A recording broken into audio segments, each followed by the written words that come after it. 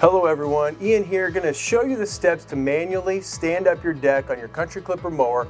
For starters, make sure you're on a flat, solid surface. We're going to cut the motor off, set the brake, and make sure your front casters are facing out. At that point, we're going to lower the deck to the lowest position and lock the pin in the lowest cut height position.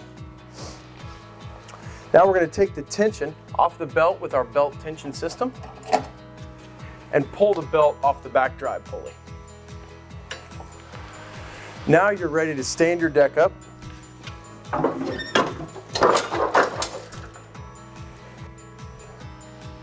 Now that your under deck maintenance is complete, we're going to lower the deck in the cut height position by going in reverse order. For starters, we're going to roll the deck back down. We're going to put the belt back on the drive pulley. Put the tension back on the belt with your lever.